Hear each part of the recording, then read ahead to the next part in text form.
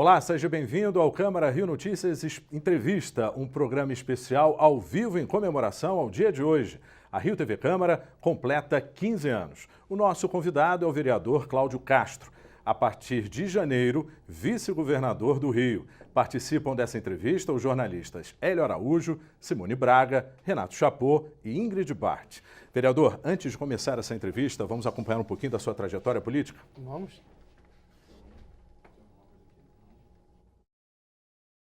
Eu entrei aqui na Câmara em 2005, muito cru ainda, terminando a faculdade de Direito, e o meu grande amigo, hoje deputado estadual, Márcio Pacheco, me convida para virar então chefe de gabinete dele. Nós dois muito jovens ainda, com uma experiência praticamente zero na coisa pública, aprendemos na prática, fomos estudar, tanto eu quanto ele fizemos um curso de pós-graduação em ciência política, que foi fundamental para que a gente entendesse um pouco do que é a coisa pública. Eu costumo dizer que cada um que entra aqui, entra com o sonho de mudar o mundo. Entra com aquela vontade seguinte, vou fazer diferença. Mas a prática é muito diferente. A prática você entende que mudar o mundo, muitas vezes são nas pequenas coisas. Você muda o mundo das pessoas em cada lei que você vota, em cada emenda que você põe, em cada projeto que você debate. Depois, em 2009, nós tivemos uma outra oportunidade tão enriquecedora quanto, que foi sair do Legislativo e ir para o Executivo, para a Secretaria Municipal da Pessoa com Deficiência. Lá a gente entendeu que tudo que a gente debatia aqui tinha que ter uma aplicabilidade prática na ponta, atendendo aqueles deficientes, atendendo aquelas pessoas. Depois retornamos à Câmara e o Márcio virou deputado estadual, que já é uma realidade completamente diferente. A mecânica da Assembleia Legislativa, as pautas e as matérias que cuidam lá são totalmente diferentes da Câmara, então foi um super aprendizado. E no ano de 2013, então, um convite do meu querido amigo deputado Hugo Leal, trabalhar em Brasília com ele. Eu trabalhei diretamente com a questão da lei seca, da atualização da lei seca, então uma lei que salvou tanta vida, que mudou tanto a vida das pessoas e mais, mudou o paradigma das pessoas. As pessoas hoje têm medo de beber e dirigir. Então você poder ver que um trabalho seu, muitas vezes que você acha que está fazendo algo técnico, ali jurídico, vai ter uma aplicabilidade direta na vida das pessoas, vai transformar, vai mudar a vida daquelas pessoas. E esse tempo como assessor, na verdade, me formou. Fez com que eu pudesse entrar aqui na Câmara Municipal hoje como vereador, como parlamentar, muito mais preparado. Nunca o cargo de vice teve tão atuante, né? A gente observa isso tanto na esfera federal, estadual. Que tipo de contribuição o senhor acredita que o senhor vai trazer do Legislativo para esse desafio a partir de janeiro? Eu queria, em primeiro lugar, agradecer a oportunidade de estar aqui, queria dar os parabéns à Rio TV Câmara, 15 anos. Eu, quando cheguei aqui, lá em 2005, estava começando ainda, né? E hoje essa estrutura maravilhosa, queria dar os parabéns. Eu acho que isso é um enriquecimento da democracia, quando uma Câmara tem a oportunidade de ter uma TV tão qualificada quanto essa. Nosso Hélio, queria dar os parabéns aí pelo trabalho que vem executando e a todos. Então, queria dizer que é uma alegria estar aqui sempre. Olha, realmente o cargo de vice, que esses dias saiu uma coisa no jornal falando assim, falando de mim, falava que eu não seria um vice decorativo, que era o que se acostumou-se ao longo dos anos ter um vice decorativo, né? Eu acho que hoje, até pela complexidade que a máquina pública tem, cada dia é mais complexo, cada dia são mais pontos de controle, cada dia você tem uma sociedade que presta mais atenção na coisa pública, as notícias são mais difundidas. Então eu acho que o vice hoje, ele se tornou alguém realmente um aliado para governar. E o governador Wilson Witzel tem falado muito que, para essa minha expertise política, essa experiência que eu adquiri ao longo desses anos no parlamento, talvez seja muito enriquecedor. Ele tem dito que é, né? Então é complicado se autoelogiar, mas eu acho que a gente vai poder colaborar muito com a gestão. Acho que eu tenho muito essa questão de ser um cara ponderado, ser uma pessoa que talvez no meio do tumulto eu tenho aquela capacidade de olhar e falar, gente, calma, vamos resolver. Então na campanha isso já aconteceu muito e ele confia muito em mim para que eu possa auxiliá-lo na gestão do Estado mesmo. Vamos começar então com as perguntas dos jornalistas da Rio TV Câmara. Hélio Araújo. Boa tarde, vereador. A previsão do déficit do Estado para o ano que vem, 2019, é de mais ou menos 9 bilhões de reais. O que é preciso fazer para que o Rio de Janeiro volte a ser um Estado forte e recuperado financeiramente? Até só atualizando a informação, com as emendas da Assembleia Legislativa, na LOA, que vai ser votada agora por esses dias, eles estão dizendo que deve cair para casa de 6,5 bi.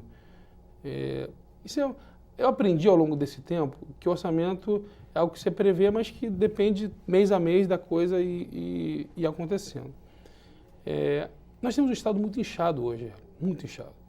Os contratos estão inchados, você tem um cabide de emprego enorme, você tem uma máquina política de muitos aluguéis, de muitos carros, e aí carro você tem que alugar estacionamento, é muita gasolina, tudo.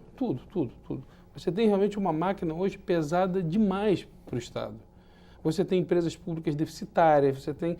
Então, esse regime de recuperação fiscal que a gente está passando, ele é a grande oportunidade que a gente tem de realmente azeitar essa máquina. É óbvio que a gente não pode só ficar contando com petróleo e esse déficit está diminuindo hoje por causa do aumento do barril de petróleo. Na minha opinião, o que a gente tem que fazer é criar uma Secretaria de Fazenda com mais meios para diminuir essa evasão de despesa. Por exemplo, São Paulo hoje tem uma evasão na casa de 6, 7%. O Rio, pelos dados iniciais que a gente está vendo, chega a 20% ou 30% de sonegação. Ou seja, a gente tem muito a evoluir dentro do governo, e é óbvio que isso é consequência de uma política, porque quanto menos você sente que o seu imposto volta, mais você tenta não pagá-lo. E isso é um ciclo vicioso. Então tem que começar dando exemplo, que é o governador e o vice cortando na carne, cortando regalia. A gente tem uma questão de uma fiscalização séria nos contratos, nos convênios, combater a corrupção duramente no Estado, e aí você vai descendo aos níveis de você conseguir que toda a sociedade entenda que é um novo pacto, o pacto pelo Estado do Rio de Janeiro. E fora isso também, que usou-se muitos anos o dinheiro do petróleo para aumentar a despesa, não usou para você investir, para você daqui a pouco poder aumentar a base contributiva. E na hora da crise, o que fizeram? Aumentaram os impostos. Hoje a gente tem o maior índice de desemprego do país, está no Rio de Janeiro, muitas empresas indo embora pela violência, pela burocratização, pelos altíssimos impostos. O ICMS do Rio é o mais alto. Hoje você vê o Galeão vazio e a gente teve esses dias uma notícia de Guarulhos parando por superlotação. Por quê? Porque o nosso querosene, o imposto sobre o nosso querosene é o mais caro.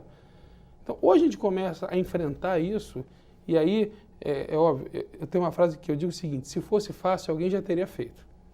Nós não somos, nesse aspecto, os salvadores da pátria, nem David Copperfield vai chegar e vai resolver. Mas a gente tem total condição de colocar a máquina no eixo para que ela comece a andar e tem que passar da primeira marcha para a segunda, para a terceira, para a quarta, até daqui a algum tempo conseguir estar na quinta marcha e o Estado voltando a estar pujante na questão econômica. Vamos então para a pergunta da Simone Braga. Boa tarde, vereador. Boa tarde, Simone. O senhor já nos falou um pouco aí, né, desse panorama do Estado e um pouquinho, né, desses caminhos para o futuro, né, do Rio de Janeiro. Eu tenho acompanhado, o senhor tem feito várias visitas a várias instituições e órgãos do Estado. E um deles, inclusive, foi o Instituto Félix Pacheco. Então, eu gostaria que o senhor nos passasse um pouquinho desse retrato do que o senhor vem acompanhando nesses dias, né, dessas visitas que o senhor está fazendo aí, a realidade, o que os servidores têm lhe passado. Realmente, quem tem acompanhado tem percebido que eu tenho feito esse trabalho de conhecer o que eu vou ajudar a gerir. Eu acho que uma das principais coisas de qualquer gestor é conhecer aquilo que vai fazer. Então, a gente está se imergindo muito na questão econômica, se imergindo muito na questão estrutural, mas não adianta você simplesmente imergir e não conhecer o que cada estrutura passa. A gente não pode ser mais o político de gabinete. Aquele cara que olha o número e fala o seguinte: corta X, corta Y, corta Z. Você não sabe na ponta o que está acontecendo. Você não sabe o déficit na ponta. Você não sabe o que aquele servidor na ponta está passando. Por que ele não está conseguindo exercer um bom trabalho? É só porque ele é um mau servidor? Ou será que talvez ele não tenha a estrutura para exercer aquilo? Será que é só uma desmotivação porque o salário atrasou tanto tempo? Ou será que ele queria fazer, mas a máquina emperrada não deixa ele fazer? Então, eu tenho tentado conhecer mais o Estado. Na campanha, principalmente no segundo turno, eu andei muito pelo interior, muito. Rodei várias cidades e pude conhecer muitos problemas em loco que os da capital, talvez, pelo trabalho de vereador, eu já tenha mais acesso a ele. Mas foi importantíssimo e eu quis aproveitar esse tempo da transição, até porque o meu papel, nesse caso, não é tão técnico, não é mais de decisões políticas. A gente tem que receber o levantamento de dados dos técnicos. Isso é o que o pessoal da transição está fazendo com brilhantismo, levantando os dados todos, para que o governador e eu, auxiliando ali, a gente possa tomar a decisão política sobre o que fazer. Mas se a gente não conhecer, aquilo vira um número frio. Se a gente, na prática, não estiver indo nos locais, não estiver ouvindo o servidor, até a decisão mesmo nossa, talvez não chegue nas pessoas como a gente quer que chegue. Então, hoje, por exemplo, quando você vê o Instituto Félix Pacheco, só um exemplo simples, o prédio é compartilhado com o Detran. O Detran tem alguns andares no prédio. E por força de um convênio que a gente não sabe quem fez, só os andares do Detran têm serviço de limpeza. O Detran não paga um centavo para estar ali, de alocação, mas também não pensar ou qualquer coisa. E sequer, já que não paga o aluguel, paga a limpeza do prédio inteiro. Qual o problema? O que isso gera a mais? Na verdade, e limpeza a gente sabe que é segurança, a gente sabe que é melhor atendimento para a população, para o servidor. Então, às vezes, só conhecendo o local, você consegue, com pouco recurso, ou talvez com nada de recurso, resolver problemas estruturais que não sejam somente corte. Vamos então agora para a pergunta do Renato Chapot. Vereador, boa tarde. Boa tarde, Ana. Gostaria de voltar à questão do déficit. O senhor falou de empresas públicas deficitárias. Gostaria de saber se o governo que vai tomar posse em janeiro já tem um levantamento dessas empresas e o que pretende fazer a partir disso. Olha, tá sendo feito o levantamento, está sendo feito. Falar qualquer coisa agora poderia ser até leviandade, mas as empresas que forem deficitárias e que não versarem sobre itens básicos, como no caso da SEDAI, apesar de ser altamente superavitária, coisa de 1 bilhão por ano, mas a SEDAI trata de um bem indispensável, que é a água. Então, uma empresa que seja deficitária e que não verse sobre nada, que seja extremamente caro para a população, ela pode sim ser vendida, até para que a gente perca o déficit e ainda ganhe ativo para o Estado para diminuir essa nossa dívida tão gigantesca. Isso está sendo muito bem estudado. Em relação à sonegação, só antes de passar para... Existe já um programa para combater a sonegação? Olha, o nosso secretário de Fazenda, o Luiz Cláudio, ele era o secretário de São Paulo. E ele tem uma vasta experiência sobre esse combate. Uma das coisas que eu acho que a gente precisa, em primeiro lugar, é melhorar o sistema. O sistema é altamente arcaico. Segundo, é a gente motivar que os auditores realmente voltem a ter esse trabalho de campo mais forte. Porque não dá para dizer que é uma coisa só, outra coisa só. É uma combinação de fatores que leva o Rio de Janeiro hoje nessa situação. E fora que a corrupção é um mal que está enraizado nisso tudo. E a gente vai ter que realmente travar essa batalha. Vamos então à pergunta da Ingrid Bart. Vereador, boa tarde. Boa tarde. Vamos aos números agora. São 22 bilhões de reais na Previdência, 12 milhões em segurança, 7 milhões em educação e 6 bilhões na saúde. Como fechar essa matemática, vereador? É verdade, é um número difícil. A Previdência hoje é o nosso grande problema, o número que você colocou. Nós recebemos uma pesquisa do IBOP. E o IBOP fez a seguinte pesquisa. População, como você acha que o seu dinheiro deve ser gasto? E em primeiro lugar disparado foi a saúde, em segundo foi a segurança, em terceiro foi a educação e a Previdência estava em penúltimo. Ou seja, criou-se uma situação que sequer a população quer aquilo. Então, são números altíssimos, são números que a gente vai ter que realmente fazer essa análise previdenciária, essa questão do royalty ir para um fundo que a gente possa financiar é uma saída bem positiva, até porque a gente para de gastar o dinheiro do royalty para fazer coisa que não existe. Então, você garantir o pagamento pelo ROIT é super positivo.